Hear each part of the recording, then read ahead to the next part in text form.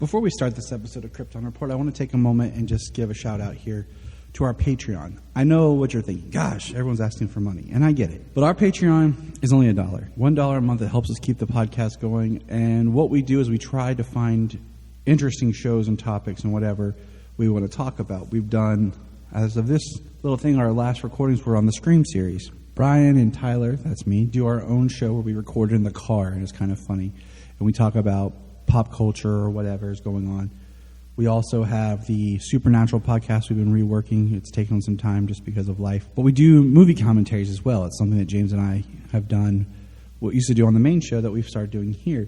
So for $1 a month on our Patreon, you can get those shows. There's at least 4 a month. Also, there's my movie pitch show that I do. But also, what we want is if you're a Patreon, you can come on. You can come on the main show if you want. Or if there's something you want to come on and talk about, we can do it as a Patreon special. So all I want is for $1 a month, think about chipping in, joining our Patreon, and you have a voice to be part of things. Follow the link in the link tree or in the show notes below, patreon.com/KryptonReport. Part of the Press Play Podcast Network. Look up in the sky, it's a bird, it's a plane, This is Jason J. Lewis, the voice of Superman on Justice League Action. This is Mark Wade, writer of Superman Birthright. You're listening to the Krypton Report.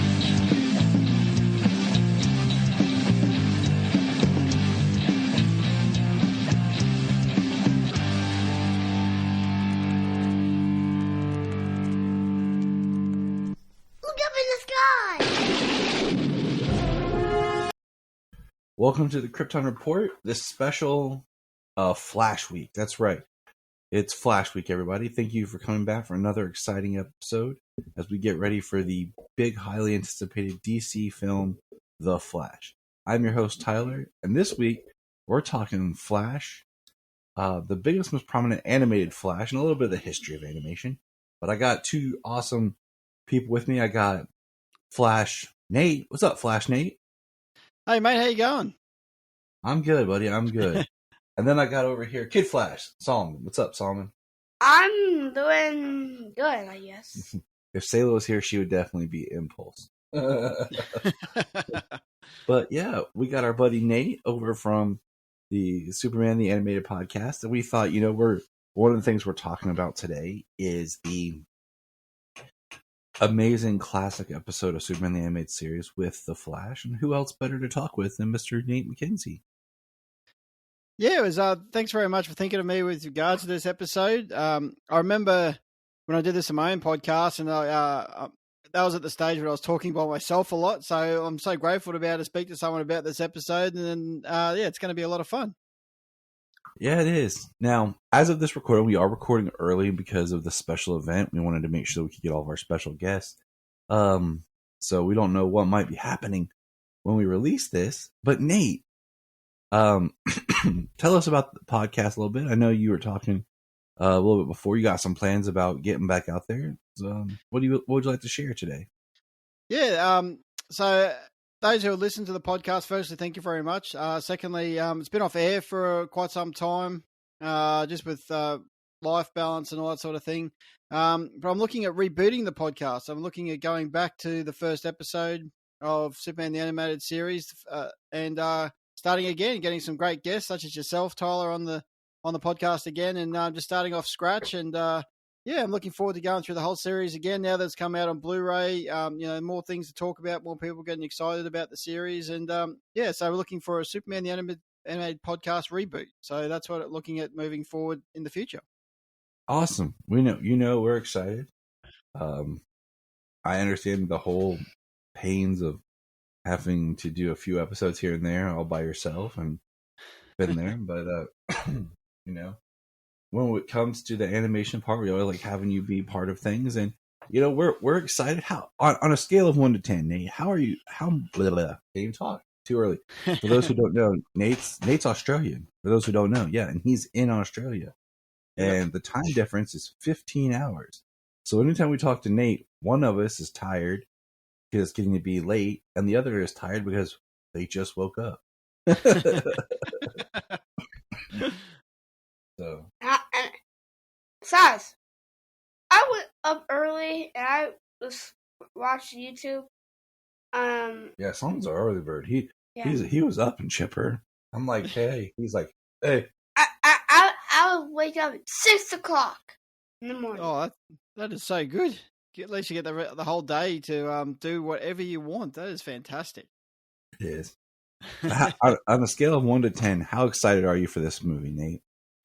To be honest, I'm actually probably about a 9, even pushing a 10, just the fact that, there's been just so much stuff about it online about how, certain actors are saying this is the best movie they've seen for a long time. Even Ben Affleck saying this is the best Batman that I've done and stuff like that. So I'm excited, a bit disappointing not knowing if any of these characters are going to move on in the DCU and, in the Gunn universe, so to speak. But, very excited if this is going to be the last, one of the last ones up before Aquaman at the end of the year. But I am very excited and looking forward to seeing what comes out.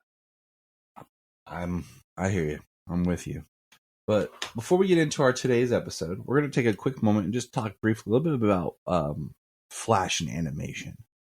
And I got a couple notes here to read to everybody, and we'll just talk about it. But The Flash, in 1967, appeared in the Superman Aquaman Hour adventure.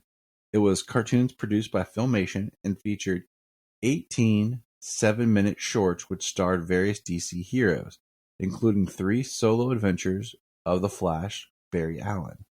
Wally West as Kid Flash appears in 2 segments starring the Flash. They are titled Take a Giant Step to Catch a Blue Bolt. The later shows Barry and Wally changing into their Flash and Kid Flash uniforms using their rings. Barry was also seen as a member of the Justice League, which included, Superman, Green Lantern, Hawkman, and Aquaman. Wally additionally appears as Kid Flash on Teen Titans segment, which featured Aqualad, Wonder Girl, and Speedy. The Flash and Kid Flash were voiced by Cliff Owens and Tommy Cook. All right. So I have not seen those. The old Filmation stuff is always a little bit more tricky to find and get a hold of. Like Super Friends is on, on Max. By the time this airs, it'll be officially Max, HBO Max. But yeah, I would like to talk a little bit about history. Then the Flash appeared on Super Friends. And it was Barry Allen, and it was voiced by Jack Angel. And then the Flash was in the DC animated universe, which we're talking about, so we're just going to skip over that. The Flash would appear on The Batman. The Flash appeared at the end of the Batman's 4th season finale, The Joining, as one of the members of the Justice League. The Flash was properly introduced in the episode A Mirror Darkly to help Batman battle Mirror Master. Also, Charlie Slater reprised the role of the Flash in the Superman episode Speed Demons. And we're going to talk about him in a moment too, because I found very fascinating. Very fascinating. The Teen Titans animated series features a Kid Flash that was voiced by Michael Rosenbaum. Very interesting right there. Very interesting. Yeah. Batman the Brave and the Bold. The Jay Garrick version of the Flash appears. And let's see. And then later, in a flashback, the Barry Allen version of the Flash appears as a cameo with the Justice League in Requiem for a Scarlet Speedster, Jay and Barry, this time voiced by Alan Tudyk, and Wally West, voiced by Hunter Parrish, all appear as 3 Flashes, and Batman take on Professor Zoom, a.k.a. Thawne. Young Justice, one of the greatest cartoons of all time, especially the first 2 seasons. All versions of the Flash appear in Young Justice. This is true. You have Jay, Barry Allen, Wally West, and Bart as Impulse. Teen Titans Go. Kid Flash appears in the Teen Titans Go episode Multiple Tricky Pony, voiced by Will Friedle. Let me get a drink here on my unofficially sponsored Zoa. Orange Zoa. Yum. And let me get a drink here on my bubbly. That's right, product placement. The Vixen animated film features Barry Allen, voiced by Grant Gustin. Oh, wow, okay. Which ties into the Arrowverse. There was 3 2 Arrowverse movies made, animated films, and one that kind of walks the line of Arrowverse or DC Animated Universe, the Constantine one. DC Superhero Girls. Barry Allen, version of The Flash, appears as a student at Superhero High, voiced by Josh Keaton. And that's in both versions of the Superhero Girls. The Justice League Action. Barry Allen version of The Flash appears, voiced with Charlie Slater. Barry Allen is on Scooby-Doo and Guess Who? In the episode 1 Minute Mystery, which we reviewed before, me and Sayla and Salman, as we did all the special DC Scooby-Doo Guess Who's. Voiced again by Charlie Slater. And then we have an unidentified Flash that makes a cameo in the Harley Quinn TV series on the Justice League Valentine's Day special. He is seen in a relationship with Zatanna. But that is a quick history of the Flash and animation on television. Now, there is a more extensive Flash in animated films, and we'll get in that in a different episode. So this is just kind of focused on television animation. But what we're focusing on today is the big one, where he's very prominent. And the first episode that we are talking about is the Superman, the animated series, season 2, episode 4, Speed Demons, which I think is a cool name, but I don't know why they didn't name it like Race or Fastest Man on Earth, because that line comes up multiple times in the episode. And it aired September 13th, 1997, and has an 8.1 on IMDb. 97. Now, I just want to throw this out there. I have the order of these episodes planned, and I just can't remember at the top of my head. But I did the episode about the Justice League of America live action television show movie pilot that was never aired. And it happened in 97, and we talked about 97 being the year where basically you had Steel and Batman and Robin, and how it was just, and Lois and Clark was ending, just being kind of a rough year for DC, and this is a bright spot. What do you think, Nate? Yeah, well, I think you need a bright spot after hearing all of that with regards to what didn't happen for DC, and unfortunately what eventuated. Some of those movies, there are people out there that obviously love those and will have special places in their heart for them, obviously, because when they're growing up as kids or, actually showing those movies to their kids. But yeah, after listening to what you were just saying before, I agree. 97 was a tough year, but good for the animated series. And I think that was the good thing moving forward over that time period. Yeah, I didn't even think about when I was watching. I made my note like 97, and I was like, oh yeah, that's that year. Just a quick summary of the episode. Superman and the Flash compete in a charity running race around the world, but have to stop to deal with the weather wizard. I'll tell you what, the weather wizard could help out here in Change, Ohio, but use his powers for good. Now we're gonna go over to our young man here, Solomon. In general, what did you think about the episode when we watched?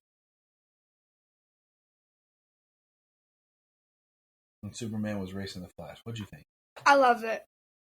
Okay, it was a good episode. I think the episode was really good, and anyways, it was a good episode. I loved it like so much.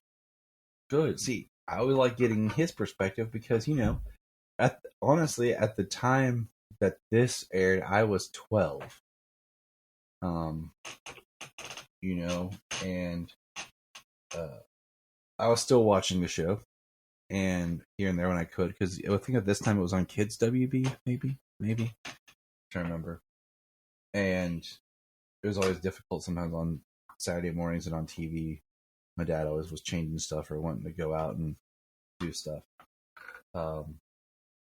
Like, I but I use him as my barometer, and it shows that these cartoons still hold up. That I sat and watched this with Solomon and Selah, and she loves The Flash.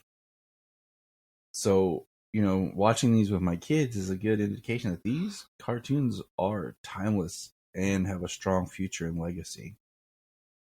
Because if there's some things like from the past, like we popped in the Filmation, or even like I'm about to do a dive into the Superman Ruby Spears here soon. And I've watched like one of those before, and I want to do a whole deep dive into it. Some of the older cartoons are a little harder to watch, like the Super Friends. It doesn't hold the attention, I think. But the Bruce Timm universe, I mean, it is masterpiece.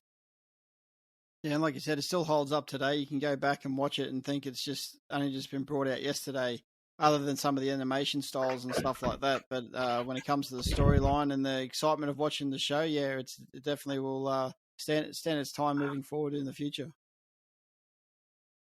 Now, this episode, Flashiest Man Alive, it starts with a charity race in Metropolis. There's a quick line that's funny. That guy from Central City. Now, Nate, do you remember the first time you watched this episode? I think I mentioned it a while back, either on your podcast or mine. I actually watched Justice League and Justice League Unlimited before I got a chance to watch Superman the Animated Series, and watching this episode and seeing The Flash for the first time after listening, Michael Rosenbaum voice the character was very interesting to me. I didn't understand what was going on. I thought, I didn't really understand a lot of the animation side of things when I was a bit younger, but growing up, and I think you and I have had a conversation as well about the theory behind this Flash compared to the one in Justice League, and I'll let you talk about it. But I think that's I have more evidence. Theory. I have more evidence for my theory now. Do you? All right, yeah. I'll lay it on me, mate. I'm all ears.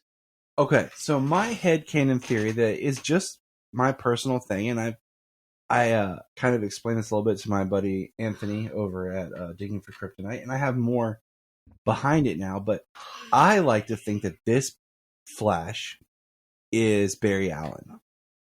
That Superman's with Barry Allen right now. And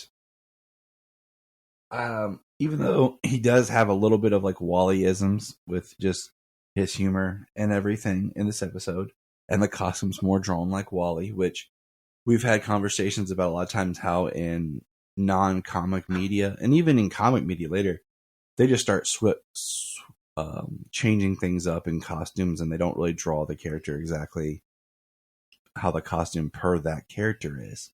And I say that because the voice is different, yes. Okay? And that helps. But, and we'll get into this more, when Michael Rosenbaum shows up, there's definitely a different way he acts. But in the episode we will discuss him soon of Justice League, there is the Flash Museum. You do see Kid Flash costume. We know for sure that is Wally in the Justice League. Yeah. There is the line about his uncle. And then just the fact that Charlie Slater, and that's how I'm pronouncing the last name right now. If I'm wrong, I apologize. Has voiced Barry Allen Flash in multiple other entities. It just kind of headcanon supports that this voice, and the fact that Rosenbaum voiced Kid Flash in Teen Titans, just kind of helped my theory to kind of make it that this is Barry Allen. I like it also because it just gives that little bit of backstory that there's more going on in the Flash right now, his history and everything with him, than we are being told on screen. It kind of builds this backstory that there's evidence for. And then I even watched the Justice League animated series episode, Secret Origins, when Flash shows up, just to see if there's anything that indicates that Superman and Flash had already met, and there really isn't. There's nothing that really indicates that they have a previous encounter. You know, we know that the race happened because it's also referenced in the episode of Justice League Unlimited with the Flash Museum. but it's never referenced as which Flash it was.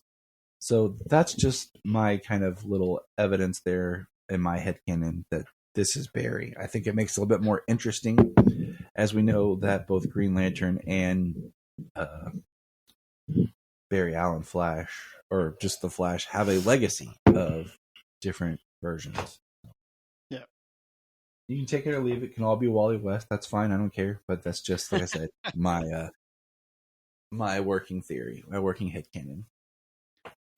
Oh, I totally support your theory. Also, the fact that if you look at the suits of both the animated series plus Justice League, they're slightly different as well. So you could look at that in respect and go, okay, obviously voiced by two different voice actors. I know in Superman the animated series and Justice League, you got different voice actors for Professor Hamilton and a couple other characters. So there's no big deal with regards to that. And we support that. But I totally on board with this. The fact that this is Barry Allen and that's Wally West when Michael Rosenbaum is voicing the character. And I'm fully on board.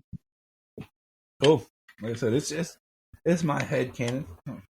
And in the episode, the Flash shows up and he's very quick and fun, and him and Superman are going to race 100 times around the Earth. And they have these really cool monitoring armbands.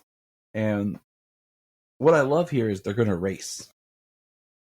And, I've mentioned this before. It always kind of bummed me out that they did the scene at the end of the Justice League movie of Superman and the Flash in Justice League, where they're racing, but Superman's flying.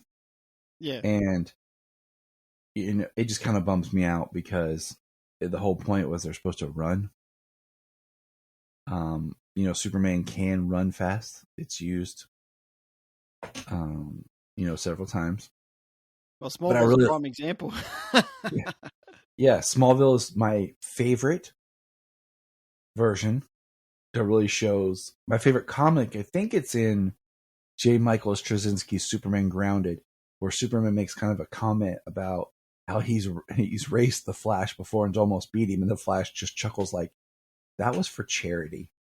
I was holding back." In Smallville, it just proves how fast the Flash is.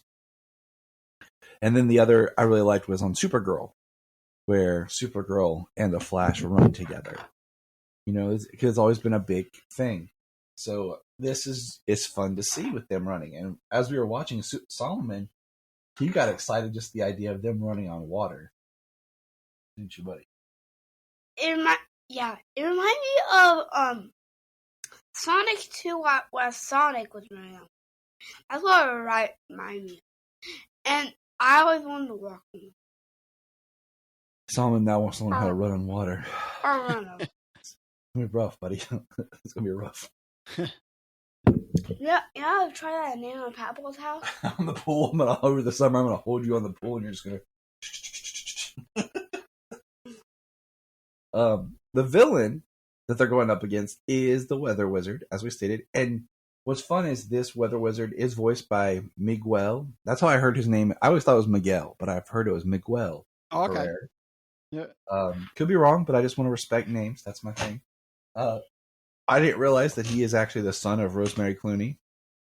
Oh. I learned this doing some research, and his uncle is George Clooney, who at that time was Batman. Just throwing that out there.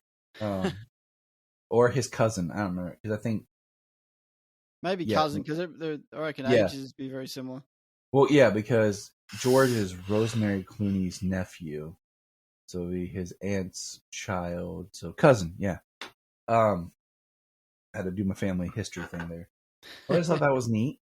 What I found was interesting was, I asked you what your first thought of this episode was. I don't remember the first time I saw this. I remember seeing as a kid, but I don't really remember all the details. I just remember an image of the Flash and Superman running. Yep. I remember watching it when Solomon was born, when I did my deep rewatched the entire series. I bought all 3 seasons and watched it. But the one that I was more excited about, because I never remembered as a kid, was the one episode of Superman the Animated Series where Aquaman shows up. Oh, yeah, yep. And in that episode, Aquaman is voiced by Miguel Ferrer. Yeah, I was going to mention that, but you're all on top of it. So that's kind of just bringing it back. That one I was more excited because I never knew that even existed, you know?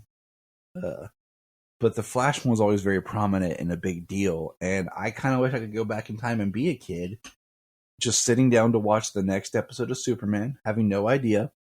And then all of a sudden they say that guy in Central City, and I'm like, and then there he is. The Scarlet Speedster shows up himself. Because,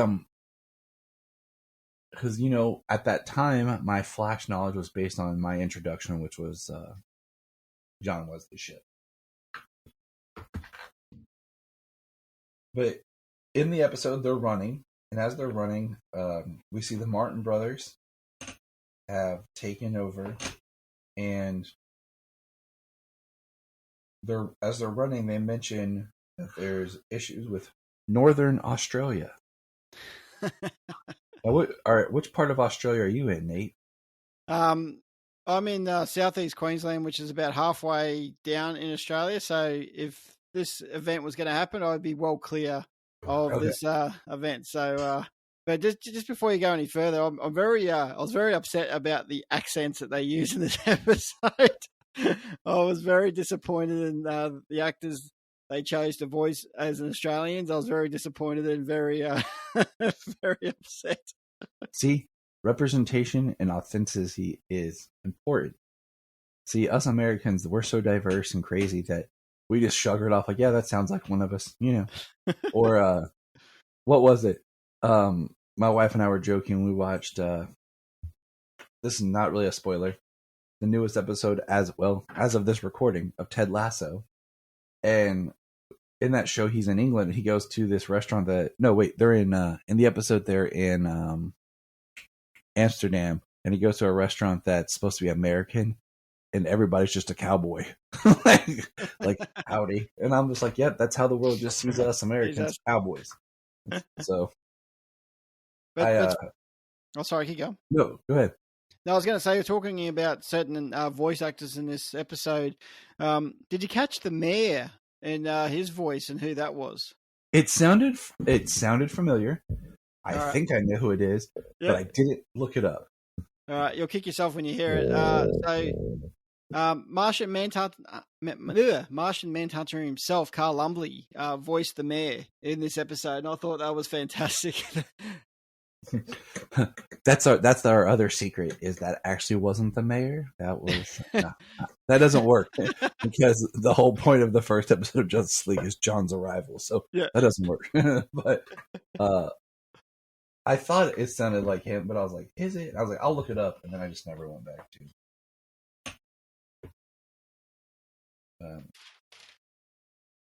Yeah, what do you want to say, something? First, the Flash one. There's something wrong. Nate, if you didn't catch this in there, his other ear is white, and the other ear is yellow. Yeah. How did you watch this, Nate, when you watched this episode? Normally I'll watch it on my Blu-ray, but because I've actually recorded this a couple of years ago, I actually went back to my old notes, and I've got little snippets here and there, so I actually watched it on my computer. But yeah, I did notice that as well. I didn't know whether that was a really bad animation style or whether they just chose to go with that. It was very interesting. It's only so Salem and Solomon both noticed it, and it's only in like a middle section, and like one part just like someone forgot the color. Because I watched it on HBO Max. I haven't bought the Blu-ray set yet, but I want to.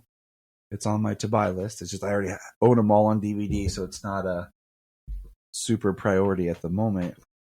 But yeah, they both pointed that out, that the Flash's one ear, his one bolt was white, and it was during, the scenes where Superman and the Flash, after, basically being attacked and saving this oil tanker, think it was an oil tanker ship. Yeah. They are talking to the military as the weather wizard is threatening everyone. And did you catch the weather Williams, the weather wizard's ransom amount? Yeah, $1 billion. Yeah, I did. It Pretty just makes you steep. think. This is 97, so isn't that Yeah. when the first Austin Powers came out? I was thinking that as well, actually, when I heard the ransom demand. They should have taken, steps for watching this episode, Austin Powers. But yeah, they just went straight to it, $1 billion, and yeah, interesting. I don't think they would have paid it anyway, but, but Yeah. fine. Go ahead, Song. I have a question for all of you. Okay. Who do you think is faster? Superman or Shazam? Oh, that's I I'm gonna was go Superman. I'm gonna go Superman. Yeah, I'll go Superman on that one too. Now, when I know we're kind of jumping to the end real quick, and we'll move back, but Solomon, since you asked, who do you think won the race or would win the race? Go Flash or Superman? Why? Flash. It should be the Flash because, realistically, that's his main power is speed. So if he can't beat Superman and puts all his energy into that, then definitely the Flash for me as well. I agree with Nate. Like, even his rationale is sound. Like, even years ago when I hadn't even really dug into the comics and the racing and stuff before, I said, if the Flash's only power is speed and Superman's faster, then he's not that great. So he should be faster. Plus, Superman never, in comics, okay, or, is known for, other than the Superman the movie, time travel.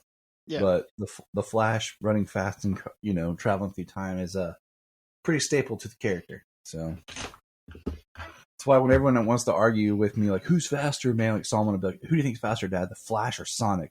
I'm like, well, Sonic hasn't time traveled, so I'm going with the Flash, buddy. Sonic is still the second fastest.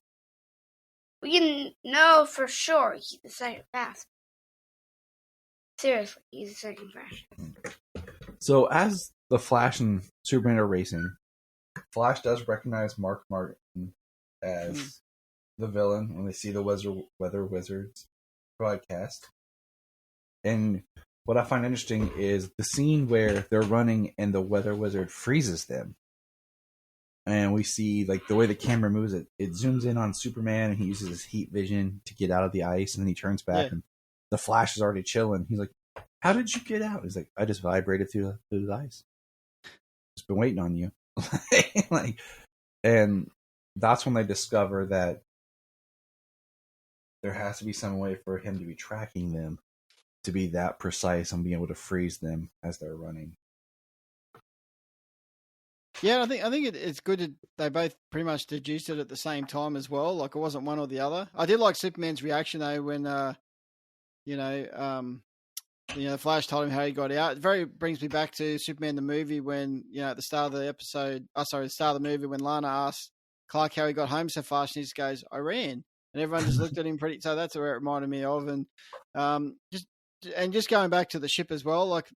Bits and pieces of that reminded me of Superman 3 with the ship and how Superman had to, stop the oil from escape, even though he caused it to start with. But, when he actually, fixed the ship.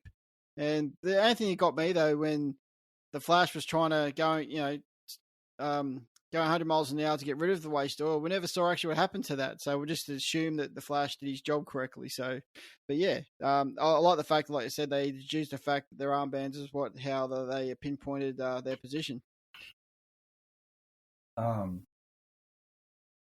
the end, they're able to figure out that, the anomalies are coming from a place outside of Metropolis. And we see the other Martin brother, whose name evades me right now, leaving, and basically Mark, the Weather Wizard, turns on his brother and tries to kill him in his Jeep, and he goes flying off a cliff, and Superman and the Flash save him, like they do. That's what heroes do.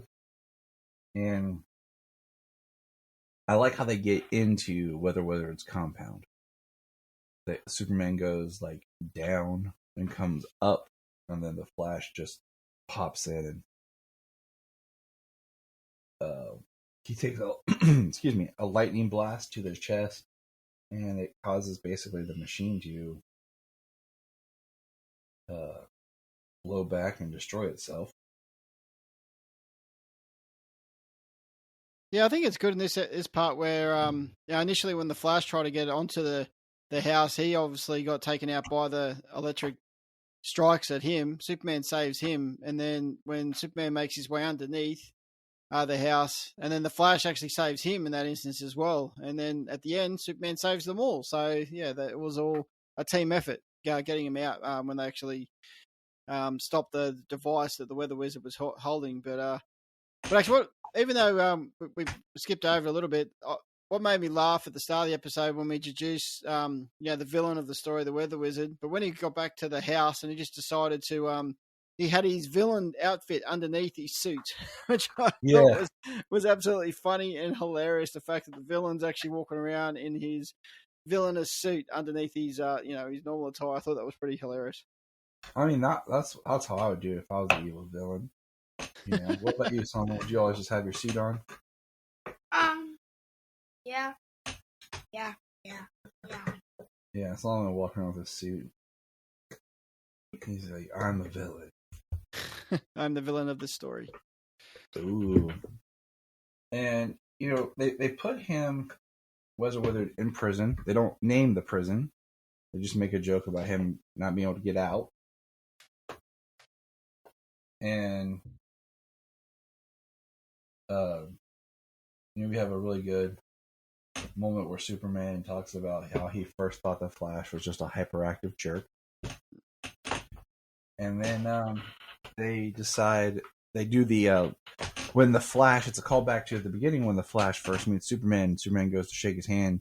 Flash does too slow, pulls back. And Superman does that to him, pulling back around like, too slow.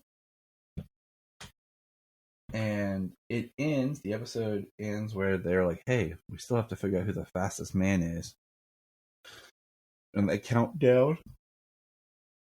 And they go racing off together into the sunset. We don't know who the winner is. And I think if this, it'd be interesting if they did this in Justice League, if they did the same episode, whether they actually tell us who won, because this one, because it's Superman animated series, they probably just did that ending just to say, well, this is Superman's the main character. We're not going to show him that he's going to lose, so let's just let everyone think that let them deduce who they think wins in the end. Exactly. You can't have this type of episode and have a definitive ending, unless you have something where the Flash wins and we get like a wink or something, like a break the fourth wall wink to the camera, and we realize like he let Superman win or something. Like, we can't let them diminish their rep at any way.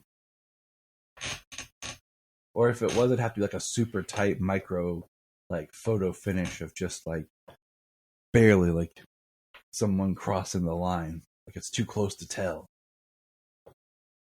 Yeah, but that's probably what they do as well, just to it's a tie. So that is Speed Demons, which I said at the beginning, like, I just think this episode would have benefited from being called the fastest man in the world. Actually, it should be called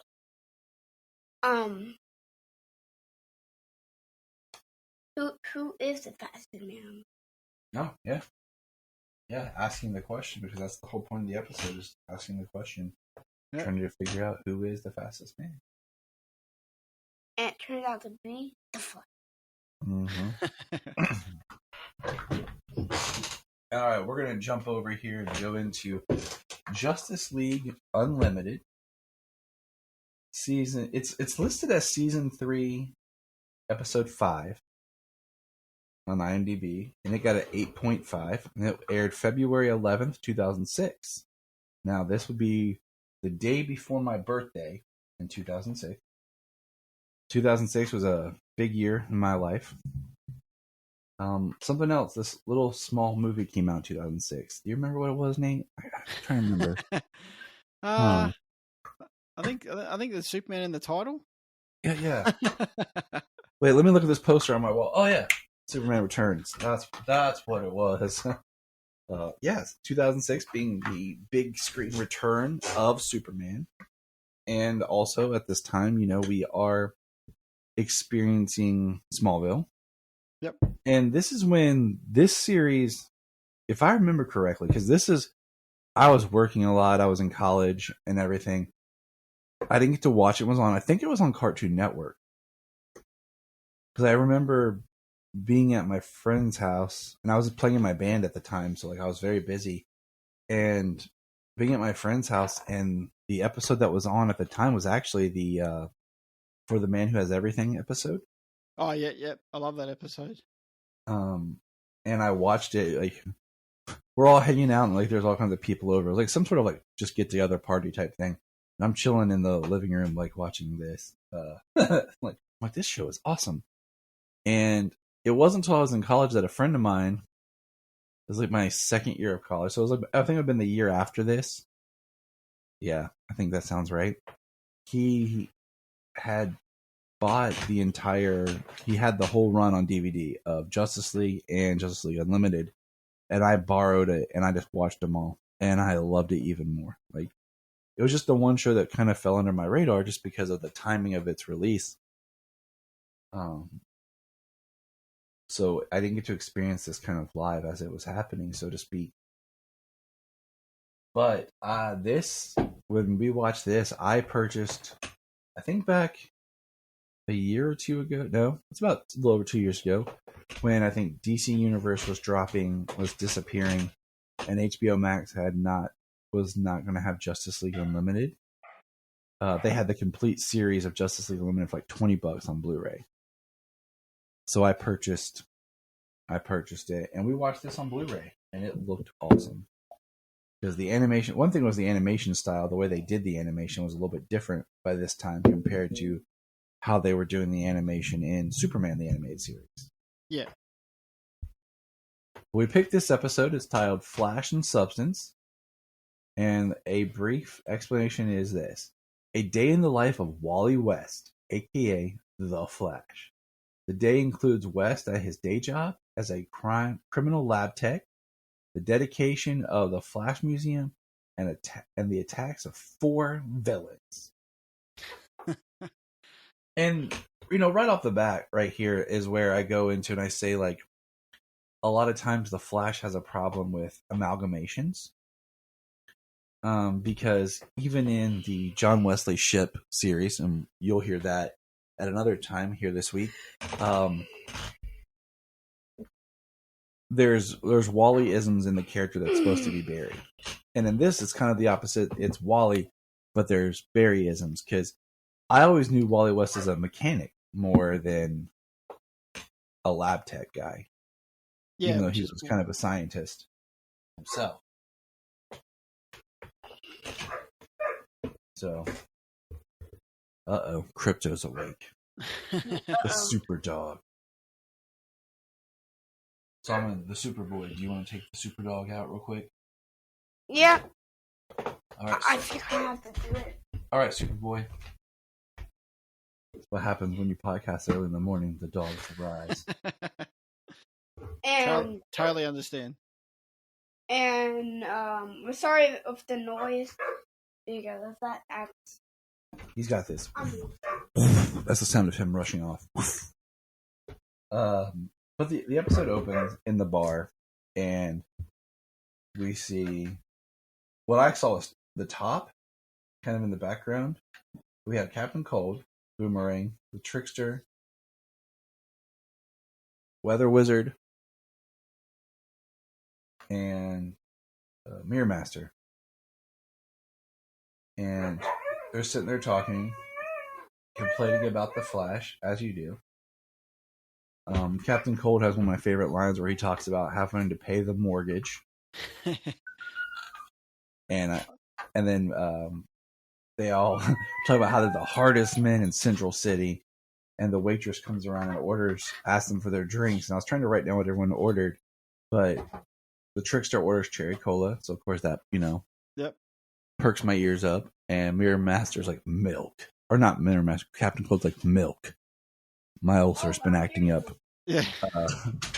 So I find that humorous of just like, they're talking about being these hard criminals and they're like ordering the most not hard drinks. No, I thought it was funny as well because they mentioned a little bit later on about, well, I have to pay this amount of money for my,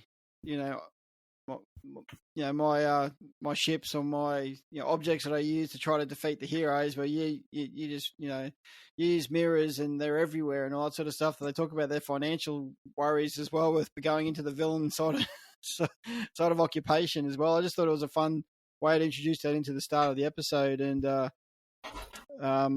so just a fun fact as well with some of the voice actors. You're probably going to bring it up anyway.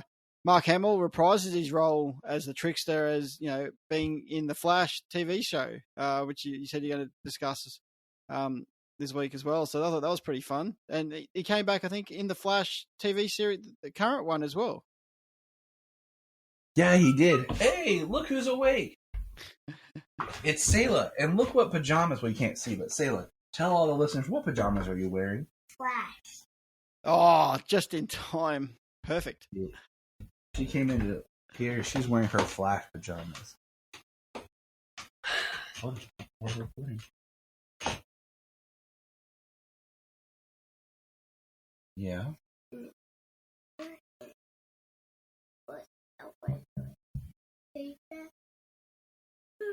Oh, my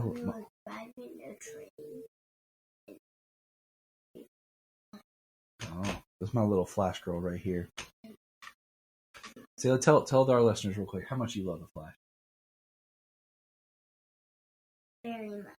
What was your birthday party theme? Flash. Yeah. Yesterday I was wearing my Flash.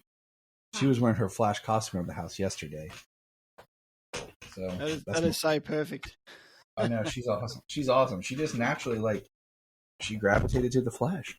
Hey, Dad, can you Bubby play up there? Yeah, I don't care, baby girl. Okay, Bubby's recording with me. What? Yeah, Bubby's been up recording with me. This is the live life of Dad podcast. But in the episode, like you were saying, you have Mark Hamill back, who he put the stamp on the Trickster. Yep. And what we get is a scene of Wally in the crime lab, and there's a guy who's in the crime lab who's drawn to look like Barry Allen. Did you catch that? A little bit. I just actually got excited when I actually saw, even though, like as you mentioned before, it's normally Barry in the crime lab, not Wally, but I just like the fact that they just showed him doing his day job. You see Bruce Wayne, in his day job, you see Clark Kent doing his, but it's good to see Wally actually, doing his job, not just being the Flash. I thought it was pretty cool to see. But yeah, I'll have to watch the episode again to catch the Barry Allen reference. Yeah, it's just an interesting little character just drawn like Barry Allen. I thought was just kind of funny. I do like, that's one thing I like about the Flash in this episode is just you see his day job. And Wally mentions, that he's got to go. He's taking that half day. Half day, yep. And they're like, okay. And he goes into a closet, it's like table for one, and gets boomed to the watchtower. And it's just really cute because you can tell he's super excited. And when he gets there, it's Batman and Orion, which I thought was just interesting that it's Orion. Yeah. And it's very interesting because Orion and Batman, and there's the comment made about he's like, oh, Superman's doing this, he's off world with Green Lantern, Wonder Woman's doing this, blah blah blah. And he's like, they're doing this special thing in Central City for me today. And Batman's like, what time? Yeah. He's like 6 o'clock. And then Wally leaves, and Orion makes an off comment about, I would never, and Batman just turns to him and looks, and he's like, is it black tie? Yeah, I thought it was, I wrote that down as well. I thought that was a classic move by Batman, just the look on his face. But even throughout the episode, you see little parts of actually, and I like the fact that Batman's actually sticking up for the Flash, and and I remember the Flash going to Batman. I'd be grateful to have one of the original 7 there. So I thought that was a good callback to Justice League and the original members as well. And it was an interesting choice having Orion there. And of those who love Superman the Animated Superman the Animated Series, so Ron Perlman voices Orion, and he actually voiced Jack Sir in Superman the Animated Series. So a little bit of crossover there.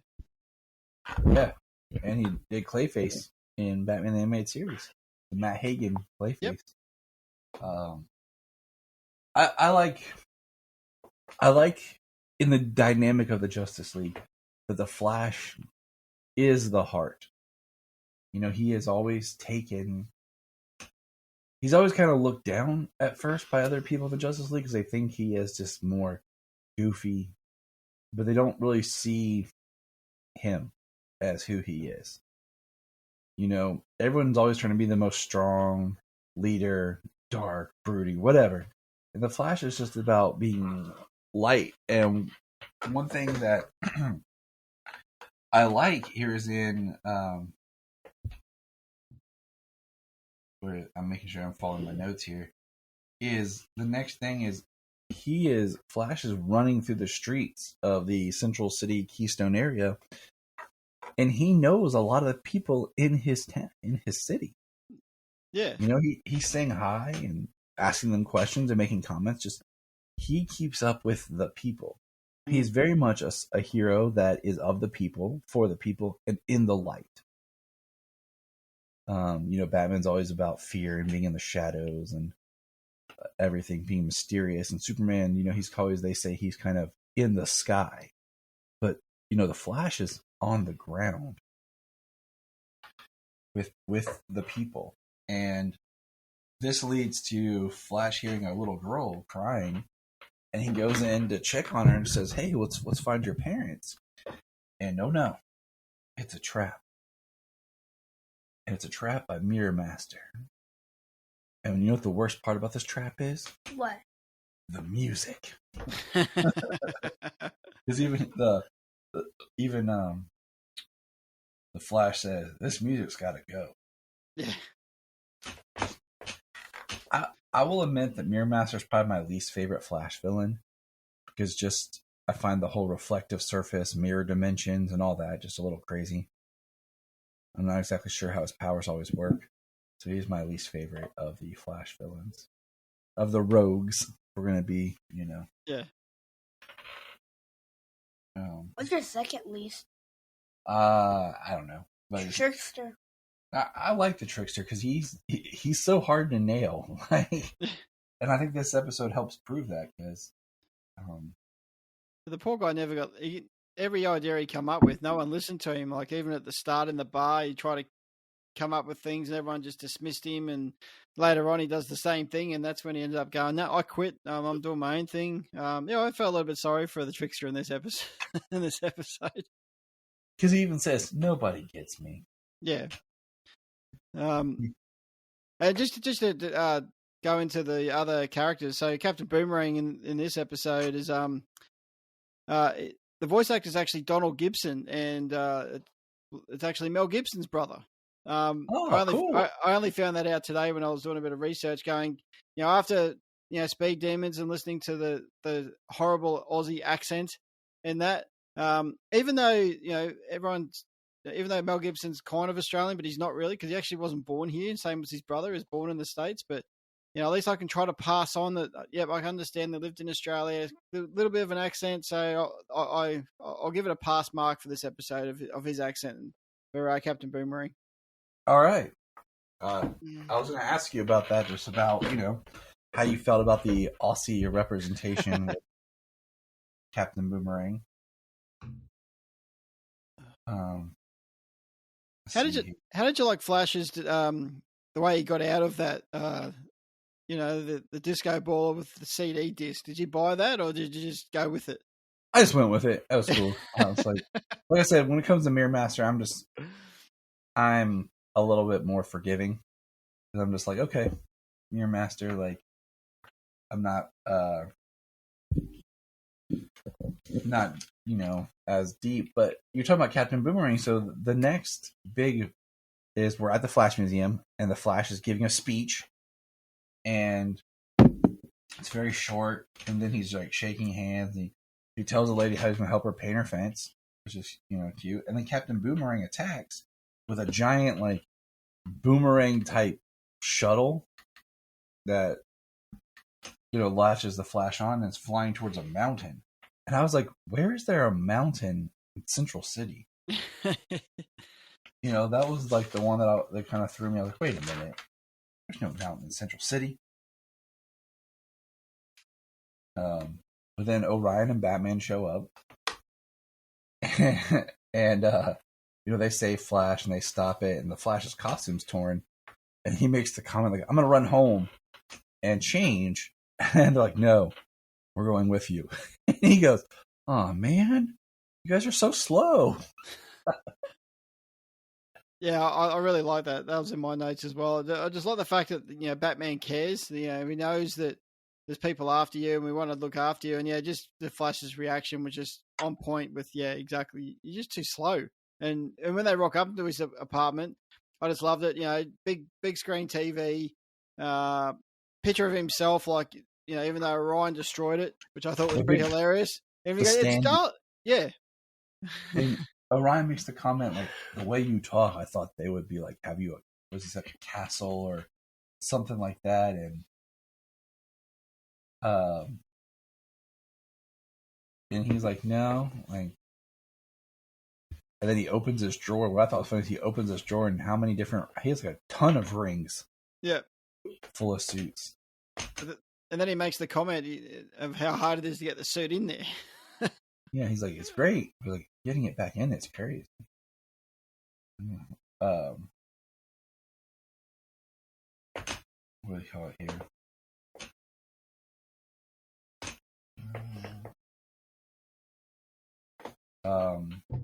You know, and that's when we have the scene where the trickster's like trying to pitch on the, you know, and he's like, he does the line with we see the argument with the road group about the cost. You know, Boomerang's talking about how much it costs him to do stuff. We have the trickster's line about nobody gets him. And I do like that Captain Cold realizes that rather than just going in one at a time, let's just all jump in at once. Yeah. Yeah. I'm like, that's one of those. And also, I wish I was the captain. We forgot that. Oh, yeah. That's right. Like, when we have the snot gun that the trickster uses, and then he gives up and quits, like you said. And we have this part where the Flash mentions the guy. He says, I'll get them tomorrow. And Batman and Orion are like, what? He's like, let's just get through today. I'll take care of them tomorrow. And he's like, I know where they all hang out on this little crappy hole in the wall bar on 4th. Yeah. He's like, I know where they are. And they go in, and like the trickster's there drinking. And I love this scene because you have Flash walk in, but then Batman and Orion, all the other, you know, villains are in the bar, like running. And the Flash sits down next to James, or Trickster, and he says, James, have you been taking your meds? Like, you're wearing the costume again. He's like, oh, am I? Like, you know, he's like, I don't like the meds. He's like, you know, that's not how they work. You got to keep taking them. He's like, how about you go turn yourself in, and I'll come visit you, and we'll play darts. And the Trickster, you know, it's great because he's talking. He's like, man, Captain Cold, Captain Boomerang. I bet if I was Captain, they'd listen to me. And, you know, my favorite line is when he goes, the Trickster's like, foiled again. You got me, Flash. He's like, just finish your drink and head on in. He's like, all right. And Batman and Orion are both like, huh? They just don't get it. And Trickster tells them that Mirror Master and Boomerang and Cold are going to attack at the Flash Museum. And what I liked about the next scene, is we meet Linda Park. And for those who don't know, Linda Park is who Wally ends up marrying. And I thought that was cool. Yeah. What? Wally? The news reporter that Wally saves, Oh. that's going to be his wife. Oh, okay. I'm just confused. Why they name him Wally? Because he's Wally. Or should be Barry? But in this, it's Wally grown up. That's what we were talking about. Because in the Flash Museum, there are, like we talked about a little bit earlier, there's a nod to Reverse Flash with the red Flash symbol. That's what Sayla pointed out. Or it could be like the Kid Flash look. There's the Kid Flash costume. There's the like statue of all the different villains. There is the kind of like statue of Superman and the Flash racing around the Earth. And so what happens is Batman has removed all the mirrored surfaces in the museum, except Linda Park opens her compact to touch up her makeup because she's a little fluttered from being rescued by and around the Flash. And Mirror Master jumps out from that, and hijinks ensue with Batman fighting Captain Cold and Mirror Master. And the Flash, he ends up saving Linda. She goes into the mirror dimension and they're stuck running around trying to find their way out. But Batman's smart and basically shoots a flare into the mirror dimension through one of the shards of reflective mirror surface so that Wally can actually see where he's at. And of course, they run to it and through it and are able to come back. It was actually smartly done, I thought, by Batman to actually do that, because I think Mirror Master even said, "You miss me," and you look at Batman's reaction as if to say, "No, I didn't. It wasn't to get you. It was to actually bring the Flash back." So it was really well done. It was very well done, and I loved it because it just showed that Batman's always got a plan, even when you don't think he does.